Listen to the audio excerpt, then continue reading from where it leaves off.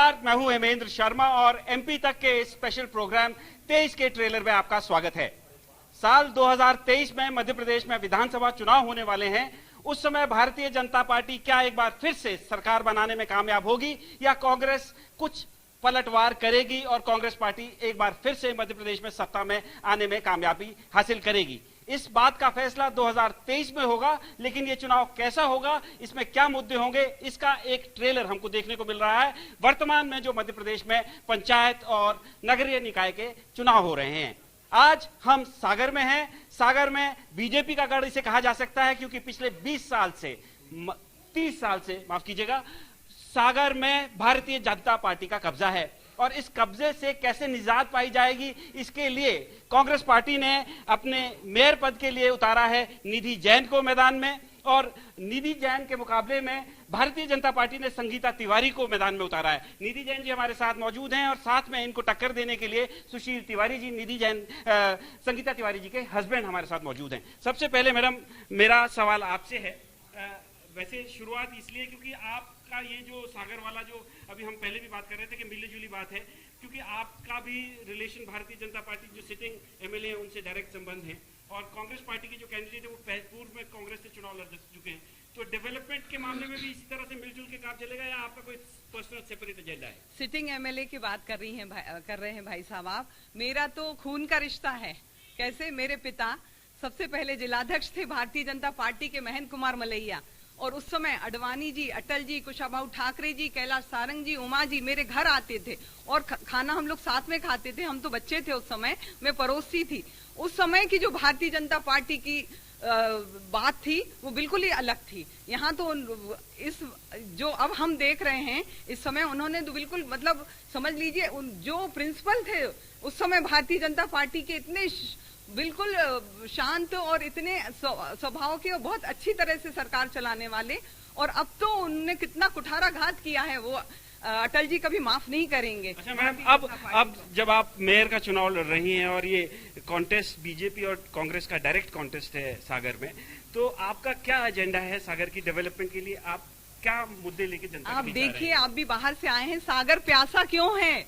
30 वर्षों से प्यासा क्यों है? बंजारा थे, लाखा बंजारा, उन्होंने अपने पुत्र की बलि दी थी, तब सागर नाम पड़ा। लबालब तालाब भर गया था और उस तालाब का क्या हाल बनाया है आप जरूर नजारा देखिए उसका।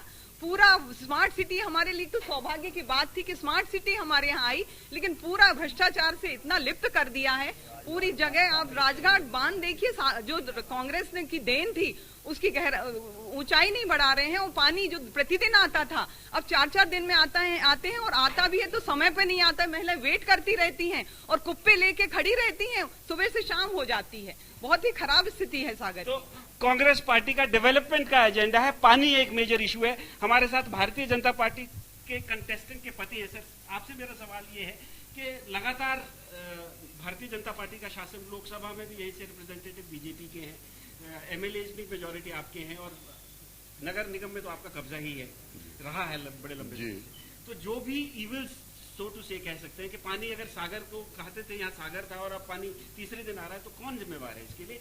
नंबर 1, ये आपकी जो प्रॉब्लम्स आज सागर के लिए हैं उसके लिए जिम्मेवार कौन है, उसका क्या जवाब आपके पास है और आपका फर्दर एजेंडा क्या है? सागर के लिए एक सौभाग्य की बात है कि माननीय शिवराज सिंह जी ने और माननीय भूपेंद्र सिंह जी ने सागर के लिए स्मार्ट सिटी के माध्यम से 1200 करोड़ रुपए मंजूर किए हैं और उसमें से 600 करोड़ रुपए खर्च भी हुए हैं। और एलिवेटेड कॉरिडोर जो है सागर का और तालाब, अभी यह स्थिति है कि प्रसव पीड़ा के दौर से गुजर रहा है सागर। हमारा मकान भी बनता है तो कहीं गिट्टी मुरम डली रहती, कहीं सीमेंट डली रहती, तो अस्त व्यस्त दिखता है, परंतु जब मकान तैयार होता है तो उसकी चमक देखते ही बनती है। कितनी देर प्रसव पीड़ा रहेगी सर? प्रसव पीड़ा खत्म होने वाली है, 6 महीने में एलिवेटेड कॉरिडोर तैयार हो जाएगा। हमारी पार्टी ने और माननीय मुख्यमंत्री जी ने कहा है कि सागर के राजघाट बांध की ऊंचाई बढ़ाकर उसकी जल भंडारण क्षमता को दोगुना करेंगे और 24 घंटे पानी आएगा और मीटर के माध्यम से उसका बिल पेमेंट होगा।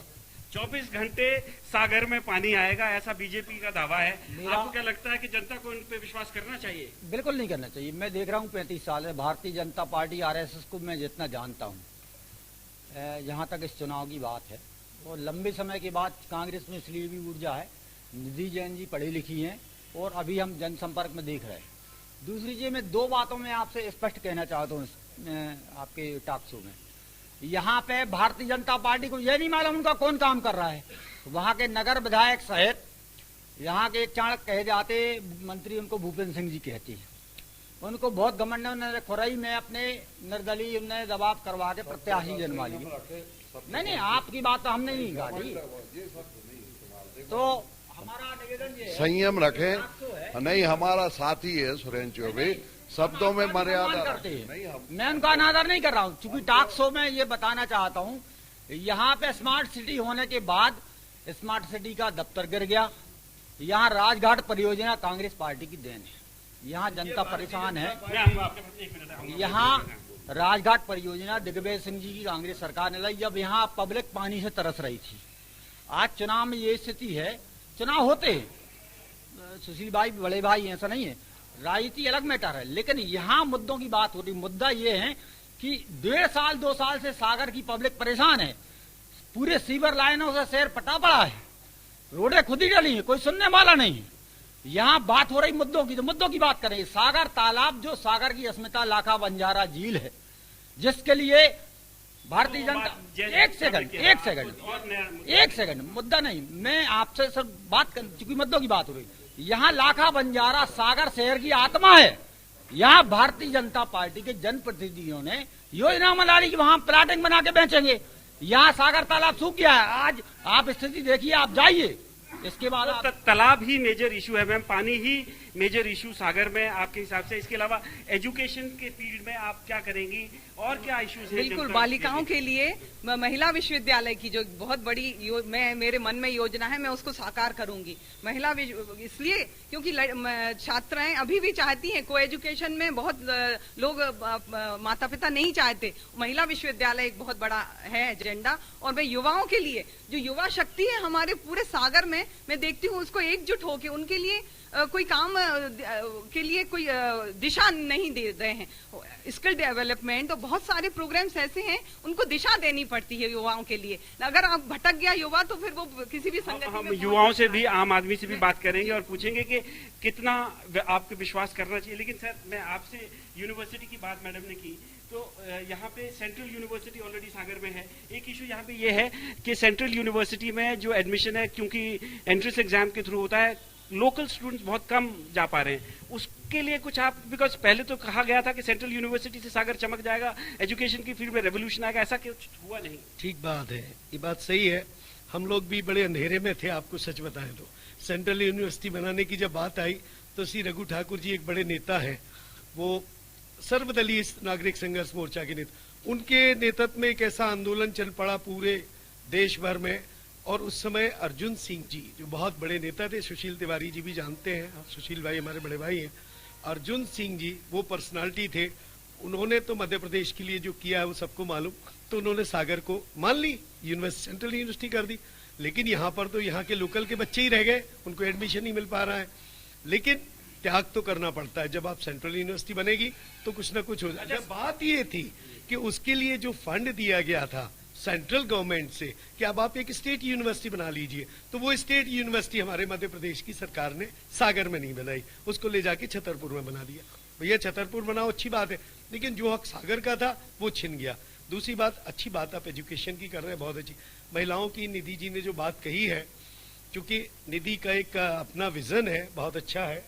तो महिलाओं के लिए उस एक जो हमारा विद्यालय है, महिला विद्यालय, आप कल्पना करोगे 15,000 स्टूडेंट्स जिसमें महिलाएं, बच्चियां पढ़ रही हो, निश्चित रूप से एक क्या, हम तो कह रहे 2 खोलना चाहिए। तो एक की बात चल रही, कई बार आश्वासन हुए, कमलनाथ जी ने भी कहे, नहीं ठीक है ना, अच्छी बात है। हम और आप तालाब की बात चल रही थी। पहले मैं कांग्रेसी मित्रों को बताना चाहूंगा कि हमारे लिए गर्व का विषय है कि भारतीय जनता पार्टी की सरकार ने हमारा जो लाखा बंजारा झील है, जो सागर की शान है, उसमें सबसे बड़ा एलिवेटेड कॉरिडोर बनने जा रहा है। पहले आप देखिए चकरा घाट से तिली आने के लिए घंटे का समय लगता था, लेकिन 6 महीने के अंदर एलिवेटेड कॉरिडोर जब बन जाएगा 5 मिनट के अंदर चकरा घाट से कोई भी व्यक्ति तिली आ सकता है। क्या सर डेली पानी मिल पाएगा क्या सागर में? बिल्कुल मिलेगा। भारतीय जनता पार्टी सेवा और सुशासन की पे विश्वास रखती है। अभी भी पानी आ रहा है और आने वाले समय में 24 घंटे पानी मिलेगा। और सागर का तालाब जैसे भोपाल का तालाब है ना, सौंदर्य से सफाई से परिपूर्ण है, वैसा ही 10 से 1 साल बाद होगा। जहां तक कांग्रेस की बात बहुत है, लंबी स्कीम हो गई सर। नहीं लंबी नहीं, 10 साल नहीं बोला मैंने 6 महीने और 1 साल बोला है। और सुने आप, कांग्रेस कहां से क्या करेगी, कहां से फंड जुटाएगी? देश में मोदी जी हैं, फिर देश में शिवराज जी हैं, वही इन कामों को पूर्ण करेंगे। सरकार दोनों जगह परियोजना की जो बात हो रही थी, उस समय दिग्विजय सिंह जी की सरकार थी और माननीय दिग्विजय सिंह के शासन में वहां के हमारे विधायक थे, सुर्खी विधायक श्री भूपेन्द्र सिंह जी। तो उनने हजारों किसानों से भूमि के लिए उनसे मांग पत्र लेकर और राजघाट के लिए जमीन दिलवाई थी।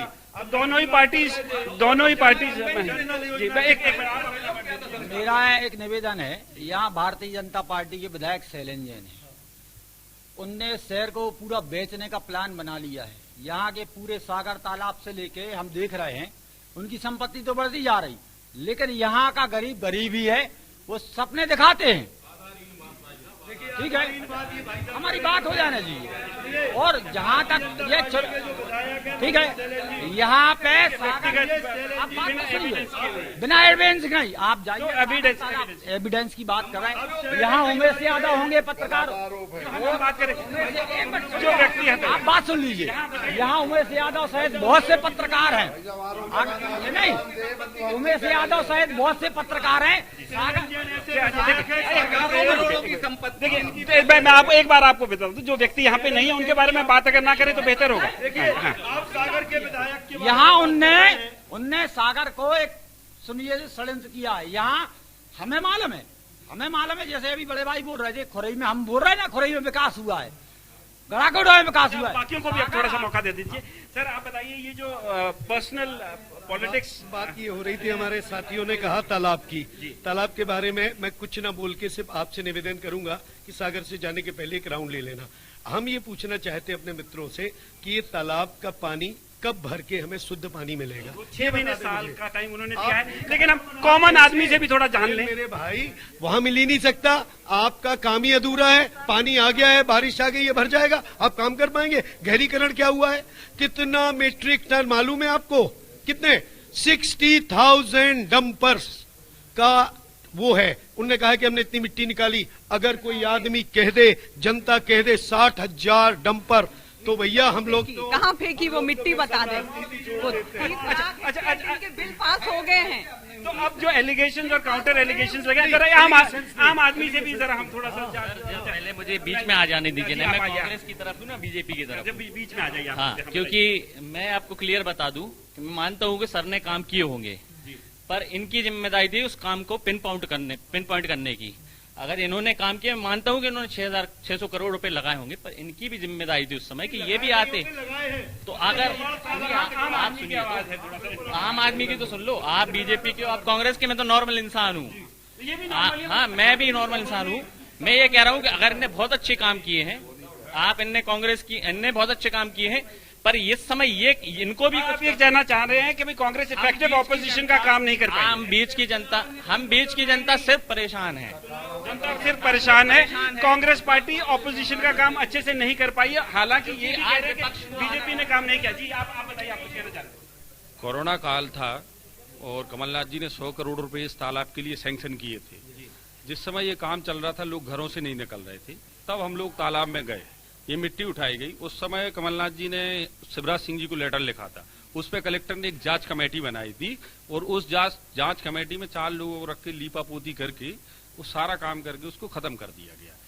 उस समय जो भ्रष्टाचार हुआ है, उसकी जांच कोरोना काल के कारण ये सारे लोग दबा लिए गए। तो बहुत सारे एलिगेशंस, काउंटर एलिगेशंस लगे। हमारे साथ यहाँ सागर के तमाम सीनियर जर्नलिस्ट भी मौजूद हैं। हम उनसे थोड़ा सा बात करेंगे, जानने की कोशिश करेंगे कि जो एलिगेशन है इसमें कितना दम है, जो क्लेम किया जा रहा है कि हमने इतना काम किया, इसमें कितना दम है। सर सबसे पहले तो ये बताइए कि जो वादे किए जा रहे हैं दोनों ही पॉलिटिकल पार्टीज द्वारा कि हम तालाब का काम करेंगे, दूसरा काम करेंगे, क्या इन पे विश्वास किया जा सकता है कि ये काम करेंगे? स्मार्ट सिटी के माध्यम से सागर को विकास के लिए राशि मिली है, लेकिन समय सीमा में काम न होने के कारण जनता बेहद परेशान है और आज जो आश्वासन दिए जा रहे हैं उनके अगले 3-4 साल तक पूरे होने की कोई गुंजाइश नहीं दिख रही। तो वो आश्वासन बीजेपी की तरफ से भी है, रूलिंग पार्टी है, पिछले 20 साल से यहाँ पे 30 साल से शासन है नगर निगम में, और कांग्रेस को क्या लोगों को आपको लगता है कि मौका मिलेगा, देंगे इस बार? जिस तरीके से भाजपा के 25 साल के शासन से जनता इस समय नाराज चल रही है और बरसात के इस दौर में और समस्याएं उभर के सामने आई हैं, निश्चित रूप से लगता है कि इस बार बदलाव का समय है। देखिए, ये बड़ा इंपॉर्टेंट इश्यू सर ने रेज किया है कि बरसात का मौसम है, क्लेम कर रहे हैं नगर निगम का मामला है और तुरंत ही एक्सपोज भी हो सकते हैं क्योंकि बारिश का मौका है। तो आप बताइए, जो क्लेम किया जा रहा है और बीजेपी के कैंडिडेट कह रहे हैं कि ये तो प्रसव पीड़ा है, ये तो चलती रहेगी, थोड़ा समय लगेगा। दरअसल इसको इस तरीके से हम प्रिस्क्राइब कर सकते हैं कि एक सागर जो है वो बड़ा कस्बा कहलाता था, अचानक से 1600 करोड़ की राशि इसके लिए दे दी गई। यहाँ पे किसी भी गरीब आदमी को यदि अरबों रुपए दे दिए जाए तो निश्चित तौर पे ये हो सकता है कि उसका मानसिक संतुलन गड़बड़ा जाए। यही कुछ ऐसा देखने को मिल रहा है धरातल पे कि सिर्फ पूरे शहर में सीमेंट और कंक्रीट बिछा दी गई, इसकी प्लानिंग कोई नहीं। स्मार्ट सिटी में पीएमसी होती है, कंसल्टेंट होते हैं, पहले प्लानिंग कर रहे हैं, पहले रोड पे काम कर रहे हैं, उसके बाद फिर ये कंसल्टेंट आते हैं, फिर पीएमसी आती है जो प्लानिंग करते हैं कि किस तरीके से बनना। कहने का आशा ये है बेतरतीब तरीके से बिना प्लानिंग के पूरा पैसा डंप किया जा रहा है। इसका खामियाजा पूरा शहर भुगत रहा है। पूरी जगह जो है जब हो जाती रोड बनना शुरू हो जाती है उसके बाद उसकी कमियां समझ में आती हैं। बरसात में ये बहुत बड़ी चीज सामने आई। ये पहली बरसात में पूरा शहर जो है जलमग्न हो गया। उसका कारण ये हुआ उन्होंने प्लानिंग नहीं की थी कि तालाब में जाने वाला अगर पानी रोका जाए तो वो जाएगा कहाँ, रिवर्स होकर पूरे शहर में चला गया। जो लैक ऑफ प्लानिंग है जो दिख रही है शहर में। और दूसरा ये था कि कांग्रेस ने भी अपनी भूमिका नहीं निभाई। अगर ये जो केंद्र की एजेंसी है स्मार्ट सिटी, यदि वो प्लान कोरोना काल में वो खुद गए, एक आध बार कभी शो ऑफ कर दिया, लेकिन जिस तरीके से उस इतना जनता का पैसा दुरुपयोग हो रहा है उसके द्वारा, कांग्रेस से उम्मीद थी कि वो सख्ती से उसका विरोध करे, लेकिन कोई धरातल पे दिखा नहीं तरीके से एक्सपोज अभी हो रहे हैं पॉलिटिकल पार्टीज। क्या आपको लगता है कि इसकी प्राइस जो है रूलिंग पार्टी को देनी पड़ सकती है आने वाले चुनाव में? क्योंकि अभी बरसात का मौसम है और जो क्लेम्स हो रहे हैं वो तो एक्सपोज हो ही रहे हैं, जैसे कि हमारे जर्नलिस्ट मित्र बता रहे हैं। हालांकि ये भी बात सही है कि हम जर्नलिस्ट लोग थोड़ा पेसिमिस्टिक होते हैं, थोड़ा नेगेटिव व्यू पॉइंट लेते हैं, लेकिन क्या गिवन सर्कमस्टांसिस में जनता चेंज की तरफ देख सकती है? देखिए, जनता तो जो है वो अपने तरीके से फैसला लेती है, क्योंकि ढोल नगाड़े बजते हैं और उस ढोल नगाड़े में आवाजें खो जाती हैं, तो जनता समझ नहीं पाती है। क्योंकि जिस तरीके का एक माहौल क्रिएट किया जाता है पार्टियों के द्वारा, वह जनता के समझने की कोई बात नहीं होती। लेकिन जब नगाड़े नहीं बज रहे होते, जो पहले का समय होता है, उस समय देखना चाहिए। तो मेरा ये मानना है कि जो 1680 करोड़ रुपए यहाँ स्मार्ट सिटी को मिले और उसके बाद जो घटिया निर्माण और स्तरहीन निर्माण किया गया, इस पर शायद शहर के किसी आदमी ने नहीं बोला। और आपको बता दें कि इस पर पूरा शहर मौन है, क्योंकि ये चुनाव का बेसिक मुद्दा होना चाहिए था कि 1600 करोड़ में न जाने कितना बढ़िया सागर हो सकता। फाइनल आपसे क्वेश्चन है जर्नलिस्ट से, आप तीनों से ही, उसके बाद मैं वापस पॉलिटिशियंस के पास जाऊंगा, कि क्या वाकई में जो मुद्दे होने चाहिए थी जनता उनको मुद्दा बनाने के लिए आतुर है या बनाना चाहती है या नहीं बनाना? अब देखिए, बेरोजगारी, महंगाई जैसे मुद्दे होना चाहिए थे, उसकी कोई बात नहीं हो रही। आपने धर्म के नाम पे जितनी राजनीति होना चाहिए थी उसकी आवाज यहाँ बिल्कुल बंद कर दी गई है और सीधा सीधा जातीय गणित पे ये पूरा चुनाव बैठा दिया गया है। और इस बार जातीय गणित भी चुपचाप है, मतलब उसकी आवाज नहीं की जा रही है, अंदर ही अंदर काम। अच्छा, तो जातीय गणित जो बिठाया गया है, इसके लिए क्या दोनों ही पॉलिटिकल पार्टीज? बिल्कुल, जिस तरीके से बेरोजगारी है और क्या महंगाई है, इसको पूरे मुद्दों को अंदर ले गए और सब सामने आ गया। जातिवाद कि जैन कहाँ जा रहा है, ब्राह्मण कहाँ जा रहा है, ओबीसी वोट बैंक का क्या होगा। लेकिन सबसे बड़ी बात यह है कि विपक्ष ने कोई अहम भूमिका नहीं निभाई। लोग आए, पत्रकार आए, सोशल वर्कर आए, लेकिन विपक्ष की भूमिका कांग्रेस ने निभाई और भारतीय जनता पार्टी पे लोगों ने काफी एतबार किया, लोगों ने भरोसा जताया। तो उस भरोसे पे भी भारतीय जनता पार्टी खरी नहीं उतरी हुई है। एक बार फिर से सोचना होगा जनता को यहाँ पर भी कि देखना होगा कि दोनों पार्टी उनके, क्योंकि पिछला चुनाव अगर देखते हैं महापौर का, तो 50,000 वोट मिले थे कांग्रेस के प्रत्याशी को और उससे ज्यादा से भारतीय जनता पार्टी को मिले थे और महापौर भारतीय जनता पार्टी का जीत गया था। लेकिन फिर भी हालात जो है ना सुधरे नहीं है, ना विपक्ष ने भूमिका निभाई। सब नेताओं की विपक्ष को इस तरह से अकाउंट। जी हाँ, बताइए। मैं ये कहना चाहती हूँ कि ऐसा नहीं कि विपक्ष अपना काम नहीं कर रहा है। हम लोग बहुत तरीके से हर वक्त हर टाइम सब चीज मुद्दों को उठाते हैं, पर चूंकि इतने सालों से जब भारतीय जनता पार्टी जो सत्ता में है ना, तो वो सब चीजों का दुरुपयोग करके हम लोगों की सुनवाई नहीं हो रही है, हम लोगों की नहीं सुनी जा रही है। मैं ये कहना चाहती हूँ। नहीं आपके पास आ रहे, बिल्कुल आ रहे हैं। कांग्रेस के पत्रकार पसंद है, आपने उन्हीं को बुलाया तो वो तो वहीं की बात रखेंगे ना। आप जैसे पत्रकारों पे आप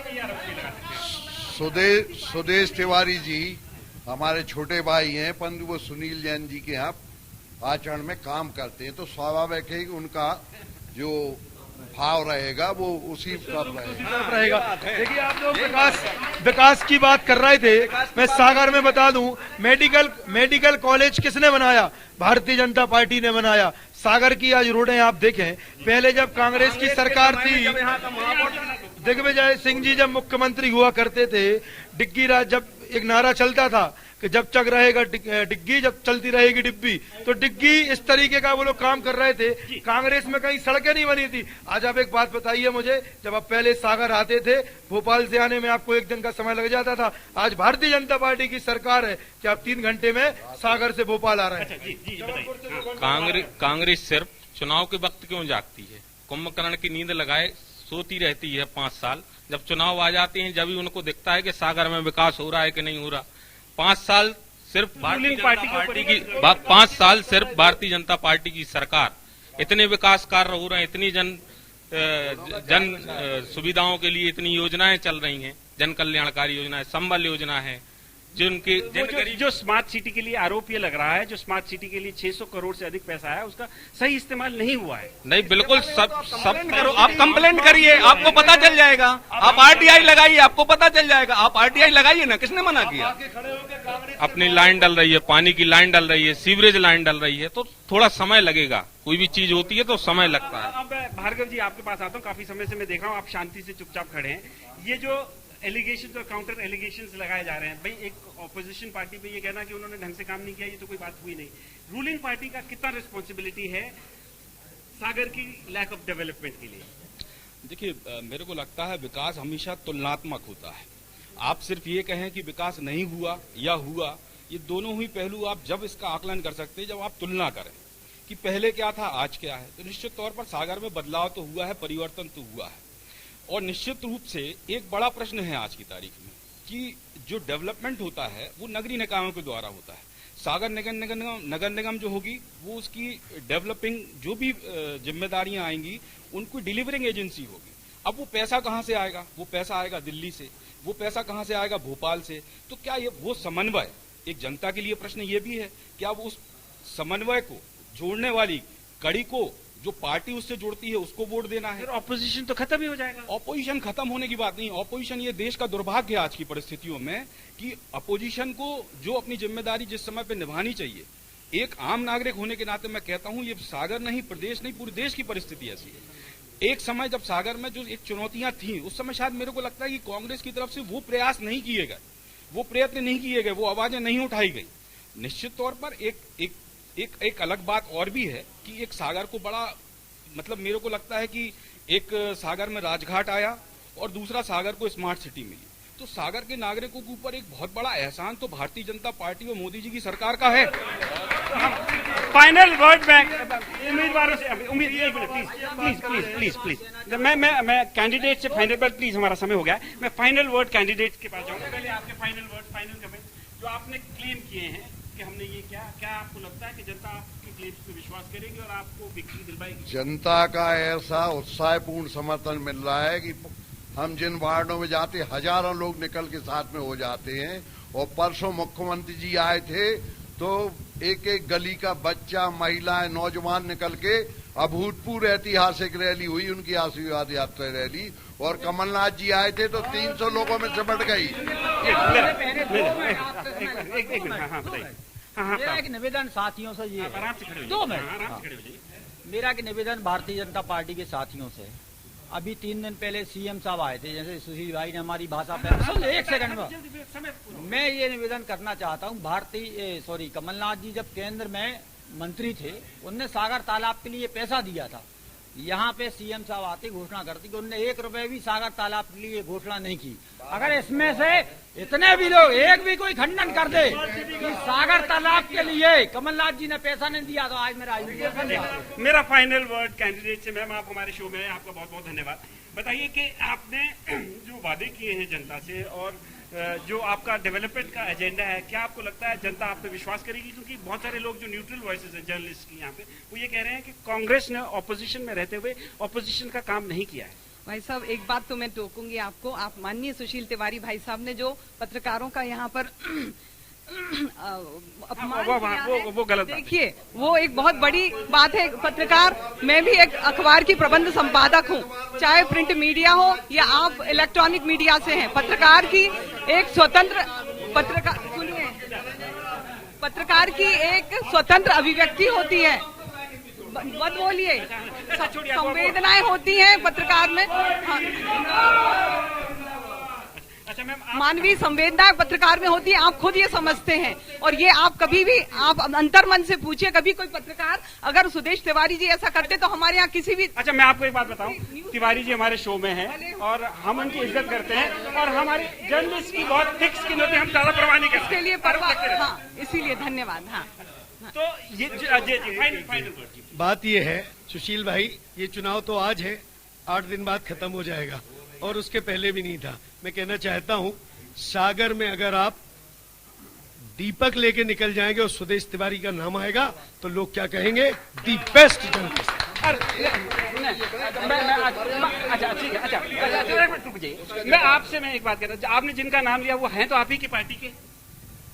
हमारे पत्रकार पार्टी का नहीं होता। पत्रकार नहीं, जिनका नाम शैलेंद्र जैन का नाम लिया था ना? नहीं, मैंने लिया है निधि जी और हमारे भाई सुनील जैन है, जो मैं मर्यादा भंग नहीं करता, कभी भी न जिंदगी में करूंगा।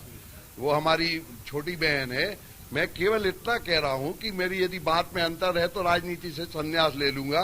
क्या हम यह कह रहे, बहुत ही सम्मानित व्यक्ति सुदेश तिवारी है हमारे, परंतु आप केवल इतना पूछ लें कि वो आचरण में काम नहीं करते जिसके मालिक आप है, बस इतना।